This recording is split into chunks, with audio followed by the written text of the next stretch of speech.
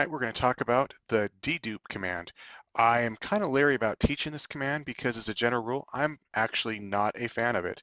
It is often well overused, and it's primarily because people don't have quite a good understanding of what the stats command does versus dedupe, and so they're familiar with the command dedupe, and so oh, it's got it. I want to use that. I'm going to show you the dedupe command, and then I'm going to show you that you can do pretty much identical stuff without using dedupe.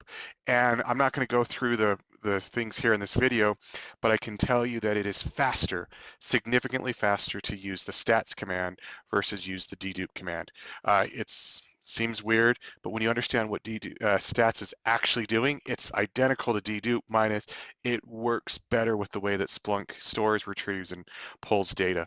And so stats is actually a much faster command. But the general gist behind it, a dedupe command, we're going to go index equals, and I'm going to dedupe on source IP. And so when I run that, it's going to come back and only give me the first record of each source IP. So if I go and then do a table,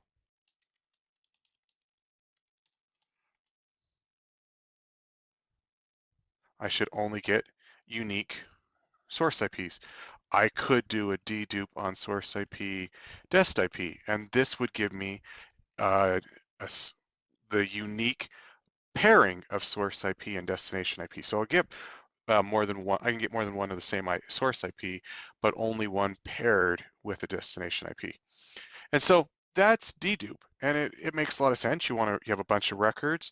If I don't run this dedupe command, you can see that, well, how many would I have had? So in this case, I'm still getting the 118.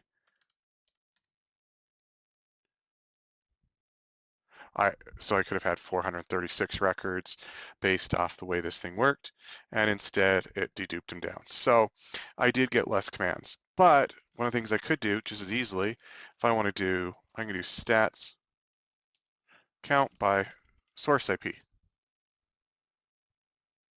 This is also deduping. It is lumping all of the unique source IPs together, and now I have a deduped information. I could do the exact same thing with dest IP.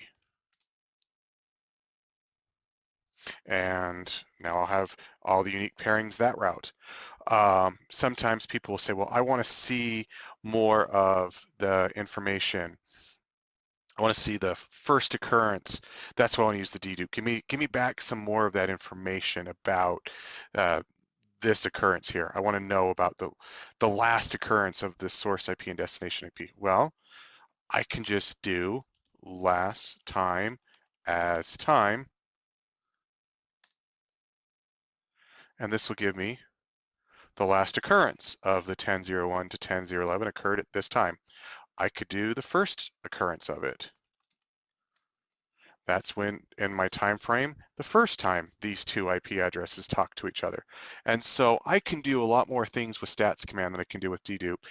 And as I want to just point out, stats command, I'm going to say this a lot, is a non-transformative command. And so it can all be done on the search head, which is going to cause, sorry, not on the search head, on the indexer, which is going to improve the speed tremendously. As you start to go add more and more and get a large data set, you will notice that if you use the stats command, you can actually dedupe faster than using the dedupe command. And they actually will do the exact same thing. Another really fun thing, just throwing this out here, you can write your commands value star as, and I can actually get back the entire bit of data for every field, return it back as a value field, but remove all the duplicates. And so the duplicates would show up as multi-value fields down below. And so you can see here, we got an internal and an outbound bound together. And so it'll just smash the fields together. There's so many things you can do with stats, and it's just a really great command. Anyway, I hope this helps. If you like it, please give me a thumbs up. Please subscribe to the channel. And I hope this helps you on your trip from being a L.A.M.E analyst to a Splunk Ninja.